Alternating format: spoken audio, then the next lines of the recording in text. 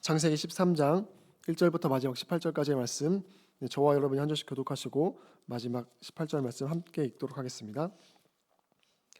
아브라함은 이집트를 떠나서 네겝으로 올라갔다. 그는 아내를 데리고서 모든 소유를 가지고 이집트를 떠났다. 조카 롯도 그와 함께 갔다.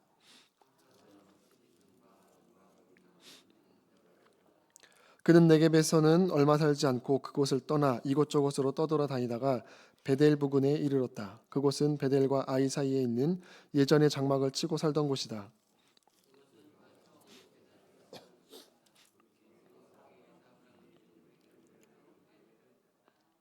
아브람과 함께 다니는 롯에게도 양떼와 소떼와 장막이 따로 있었다.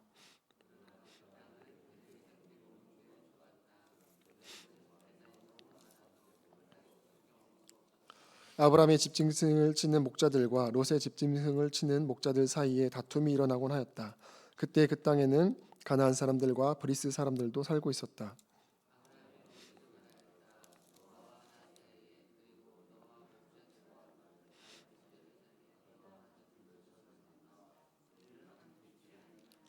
내가 보는 앞에 땅이 얼마든지 있으니 따로 떨어져 살자. 내가 왼쪽으로 가면 나는 오른쪽으로 가고 내가 오른쪽으로 가면 나는 왼쪽으로 가겠다.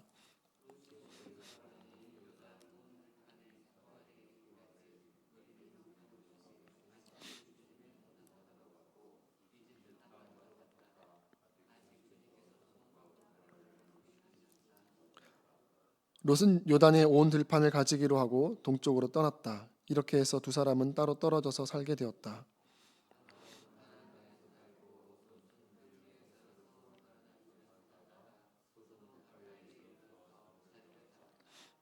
소돔 사람들은 악하였으며 주님을 거슬러서 온갖 죄를 짓고 있었다.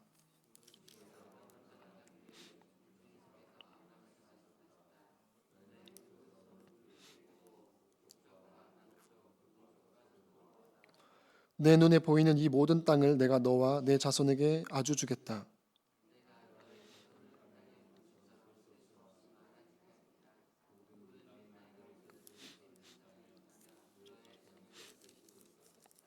내가 이 땅을 너에게 주니 너는 가서 길이로도 걸어보고 너비로도 걸어보아라. 같이 읽겠습니다.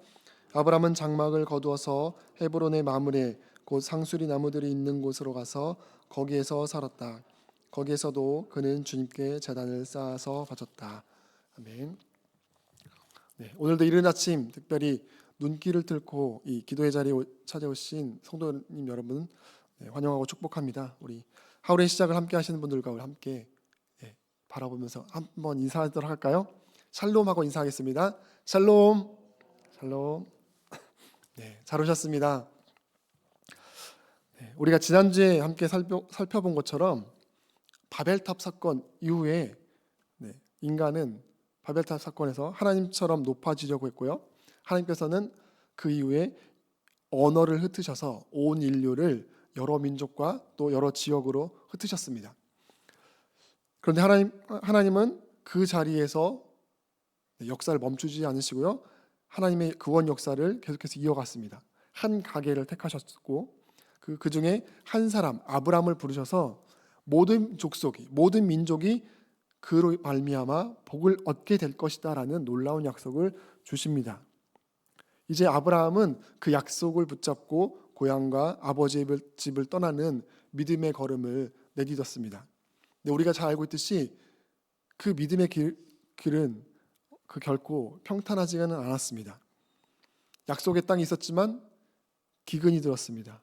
그래서 살기 위해 애굽으로 내려갑니다. 네, 애굽에서도 두려움 앞에서 아내 사례를 누이라고 속이는 경험을 하게 됩니다. 하나님의 말씀을 받았지만 여전히 연약한 그 아브라함의 모습 속에서 우리는 또 우리의 모습을 보게 됩니다.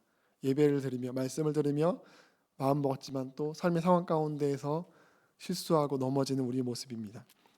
그럼에도 불구하고 하나님은 여전히 아브라함의 삶 가운데서 섭리하셨고요. 아브라함은 다시 가나안 땅으로 돌아옵니다. 오늘 본문은 실패 이후에 다시 하나님 앞에 서는 아브라함과 신앙이 성숙해가는 아브라함의 모습을 우리에게 보여주고 있습니다. 우리 본문 1절 말씀을 보면 이렇게 시작됩니다. 아브라함은 이집트를 떠나서 네겝으로 올라갔다. 네겝을 거쳐서 또 3절에 어떻게 하고 있습니까? 네겝에서 얼마 삼지 않고 그곳을 떠나 이곳저곳으로 떨어 다니다가 베델 부근에 이르렀다. 아브라함이 애굽에서 올라왔다고 기록합니다. 그리고 애굽에서 네겝으로 그리고 또다시 베델 부근, 우리가 이전에 봤던 개정 성경에는 베델이라고 기록되어 있죠. 베델로 올라갔습니다.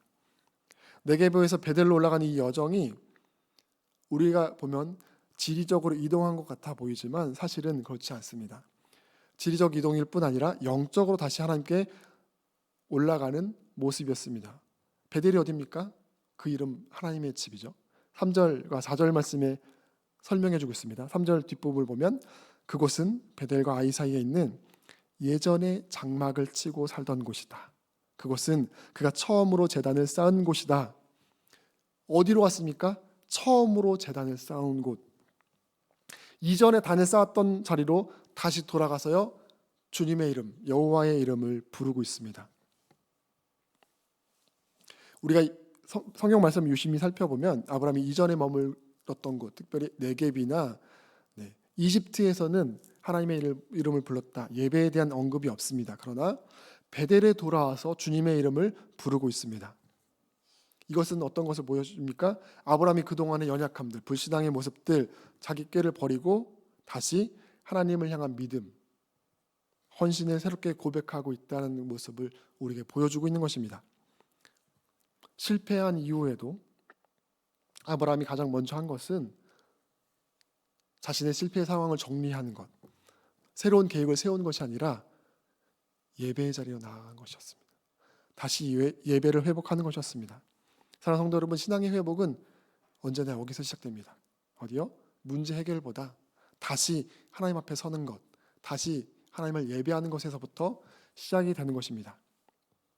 또 오늘 말씀에서 중요한 것은 아브라함이 애굽에서 많은 재물을 가지고 나왔는데요. 그 재물이요, 아브라함이 어떤 수완의 결과로 얻은 것이 아니라 전적으로 하나님의 은혜였습니다. 우리가 같이 말씀을 살펴보지 않았지만 어제, 그제 말씀을 통해서 어떻게 그것을 얻게 되는지가 잘 나와 있습니다. 아브라함이 이제 고백하는 것이죠. 이제 나의 안전도, 나의 풍요로움도 모두 하나님께 달려 있습니다. 이것을 제단을 쌓아서 예배함으로 고백하고 있는 것입니다. 그래서 사랑하는 성도 여러분, 혹시 우리의 삶이 지금 온전하지 않고 어그러져 있다면 우리는 다른 곳에서 답을 찾는 것이 아니라 다시 주님의 이름을 부르는 것에서 시작해야 하는 것입니다. 그래서 오늘 이 시간이 그런 자리가 되기를 주님의 이름으로 축원합니다. 믿음은 또 갈등 속에서 드러나는데요. 아브라함이 하나님의 은혜로 많은 재물을 가지고 돌아오는데요. 그 은혜가 아브라함만이 아니라 롯도 누리는 것을 보게 됩니다. 5절 말씀에 보면 이렇게 시작합니다. 아브라함과 함께 다니는 롯에게도 양떼와 소떼와 장막이 따로 있었다. 하나님께서 아브라함을 부르실 때 뭐라고 말씀하십니까? 복의 근원이 될 것이다 라고 하셨는데요. 아브라함과 함께 다니던 롯도 아브라함으로 인해서 그 복을, 풍요의 복을 지금 누렸다는 것을 지금 5절 말씀을 통해서 보여줍니다. 아브라함과 함께 다니는 롯에게도 이런 것들이 있었다. 그런데 문제는 그 가운데, 그 풍요로움 속에서 아브라함과 롯 사이에 갈등이 생기는 것이죠. 그 원인이 다른 무엇이 아니라 하나님께서 주신 그 풍요로움 때문에 생겼습니다. 6절과 7절 말씀입니다.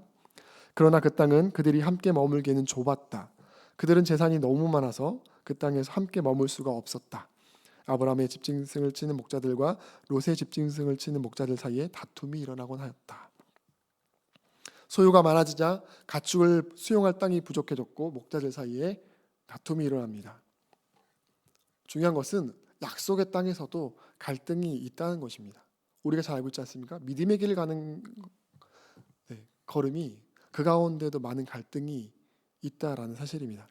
근데 여기에서 아브라함이 이것을 어떻게 대처하는가, 그 태도가 우리에게 큰 믿음의 도전을 줍니다. 8절과 9절 말씀입니다. 아브라함이 롯에게 말하였다. 너와 나 사이에, 그리고 너희 목자들과 나의 목자들 사이에 어떠한 다툼도 있어서는 안 된다. 우리는 한 핏줄이 아니냐. 내가 보는 앞에 땅이 얼마든지 있으니 따로 떨어져 살자. 내가 왼쪽으로 가면 나는 오른쪽으로 가고 내가 오른쪽으로 가면 나는 왼쪽으로 가겠다. 우리가 보는 이 한글 성경에는 나오진 않은데요. 히브리어 원문을 보면 여기에 제발이라는 말로 번역할 수 있는 단어가 사용됩니다. 그런데 이 단어가 이전에 어떤 곳에서 사용되는지 살펴보면요.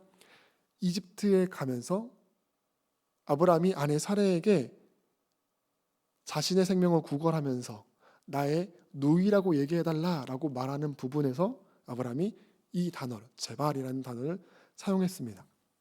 나의 목숨을 위해서 생명을 위해서 아내에게 구걸하는 표현을 했었는데 이제는 구걸을 위한 그런 구걸이 아니라 조카와 나 사이에 이 공동체의 평화를 위해서 조카를 배려하는 마음으로 간청하는 제발이라는 표현을 썼다는 것이죠. 이것을 통해서도 아브라함이 얼마나 달라졌는지를 알 수 있습니다. 이집트에서 자기 목숨을 부지하려고 비굴하겠던 제발이 아니라 이제는 영적으로 조금 더 성숙해서 화평을 위해서 우리가 제발 다투지 말자라고 권유하고 있는 것입니다. 하나님과의 관계가 회복되고 예배가 회복되니까 이제 언어가 바뀌고 그의 품격이 달라지고 있는 것을 볼 수 있습니다. 그래서 족장으로서 언약의 주인공으로서 사실 마땅히 주장할 수 있는 권리가 있지만 먼저 택할 수 있지만 어른으로서도 롯에게 먼저 선택권을 줍니다. 관계를 해치지 않고 경쟁을 하지 않으려는 평화의 제안이었습니다. 그래서 이 말은 내가 왼쪽으로 가면 난 오른쪽으로 가고 내가 오른쪽으로 가면 나는 왼쪽으로 가겠다 하는 이 말은 내가 약하다라는 것이 아니라 하나님께서 나의 길을 인도해 주실 것을 지켜주실 것을 믿기 때문에 어느 곳으로 가든지 나는 택하겠다는 그런 믿음의 고백인 것이죠. 근데 반면에 롯은 어떻습니까? 롯은 눈을 들어서 보기에 좋은 땅을 택합니다. 10절과 11절입니다. 롯이 멀리 바라보니 요단 온 들판이 소알에 이르기까지 물이 넉넉한 것이 마치 주님의 동산과도 같고 이집트 땅과도 같았다. 11절에요. 롯은 요단의 온 들판을 가지기로 하고 동쪽으로 떠났다. 아브라함은 롯을 이렇게 배려했지만 사실 롯은 배려에 대해서 응답했다기보다는 자기의 이익을 우선적으로 사실 선택했습니다. 보니까 그 땅이 너무 좋아 보였습니다. 그 환경과 조건을 가지고 선택을 한 것이었습니다. 중요한 것은 그 선택이 점점 어디로요? 소돔을 향해 나아가는 길이 되었다는 사실입니다. 동쪽으로 떠났다라는 것은 이 표현을 통해서도 우리가 또 볼 수 있는 것은 앞서서 11장에 많은 사람들이 동쪽에서 모여서 시날 평지에서 모여서 바벨탑을 쌓은 사건을 떠올리게 합니다. 그래서 11장 2절 보면 사람들이 동쪽에서 이동하여 오다가 시날 땅 한 들판에 이르러서 자리 잡았다. 동쪽으로 갔다. 그 표현은 그 모습을 떠올리게 합니다. 결국 이동하다가 어디로 갑니까? 소돔에까지 이릅니다. 그런데 이것을 통해서 앞으로 이 롯에게 재앙이 올 것이라는 것을 예고하고 있는 것이죠. 우리는 잘 알고 있습니다. 13절에 이렇게 소개하고 있습니다. 소돔 사람들은 악하였으며 주님을 거슬러서 온갖 죄를 짓고 있었다. 나의 눈에 보기 좋은 선택이 그 실상이 무엇인지를 온전히 바라보지 못했다는 것이죠. 사랑하는 성도 여러분, 오늘 아브라함은 그 믿음이라는 것이 내 권리를 주장하고 하는 것이 아니라 내가 내려놓아도 하나님께서 책임지신다는 것을 신뢰하는 것이라는 것을 오늘 아브라함을 통해서 잘 보여주고 있습니다. 그리고 마지막에 하나님은 그 믿음의 선택 이후에 아브라함에 향한 약속을 더 분명히 하고 계신 것을 우리는 보게 됩니다. 14절에 롯이 아브라함을 떠나간 뒤에 주님께서 아브라함에게 말씀하셨다. 롯이 아브라함을 떠난 뒤에 하나님께서 다시 아브라함을 찾아오셔서 말씀하시는데요. 14절 15절 보면 너 있는 곳에서 눈을 크게 뜨고 북쪽과 남쪽 동쪽과 서쪽을 보아라. 내 눈에 보이는 이 모든 땅을 내가 너와 내 자손에게 아주 주겠다. 롯은 스스로 눈을 들어서 자기 미래를 선택했는데요. 아브라함은요, 하나님께서 눈을 들어 보게 하셨고요. 그 말씀에 따라서 얻게 됩니다. 하나님은요, 사방을 보게 하시고 땅과 자손에 대한 약속을 다시 한번 구체적으로 더 분명하게 확증해 주고 있습니다. 그래서 하나님은 아브라함에게 롯이 함께 있을 때보다 롯이 떠난 이후에 더 분명하게 말씀하신 것이죠. 16절 보면 내가 너의 자손을 땅의 먼지처럼 셀 수 없이 많아지게 하겠다. 누구든지 땅의 먼지를 셀 수 있는 사람이 있다면 너의 자손을 셀 수 있을 것이다. 그렇게 약속을 얻고 아브라함은 어떻게 합니까? 헤브론, 마므레 상수리 숲을 아래 장막을 치고 그곳에서 다시 단을 썼습니다. 사랑하는 성도 여러분, 여기서 헤브론이란 땅이 안전한 이유는 헤브론이란 땅이 좋아서가 아니라 하나님께서 함께 하시고 하나님께서 그곳으로 약속해 주신 땅이기 때문에 안전한 것입니다. 하나님은요, 말씀을 붙들고 기다린 자를 외면하지 않으십니다. 그래서 눈앞에 유익을 내려놓고 하나님의 약속을 붙든 자 아브라함을 하나님께서 반드시 책임져 주심을 오늘 말씀을 통해 보여주고 있습니다. 말씀을 마무리하는데요, 오늘 본문을 보면 아브라함과 롯이 따로 떨어져서 분리되는 모습을 볼 수 있습니다. 우리가 이 부분을 언급하지는 않았지만 앞서 창세기 10장과 11장에서 셈의 족보가 나옵니다. 거기서 보면 벨렉과 욕단 이런 두 사람이 나오는데 10장에서는 욕단에 대해서 나오고 11장 족보에서는 벨렉에 대해서 나옵니다. 굳이 족보에서 두 사람을 구분하고 있는데요, 욕단은 세상적인 번성을 쫓아서 갔지만 하나님의 선택은 욕단이 아닌 벨렉을 통해서 그 계보가 이어지게 하는 것을 볼 수 있습니다. 오늘 우리가 본 롯처럼 세상의 번성을 쫓는 그 욕단과 같은 길이 아니라 당장 손해보는 것 같아도 하나님의 구원 계획에 쓰임받는 아브라함의 길을 걷기를 주님의 이름으로 소망합니다.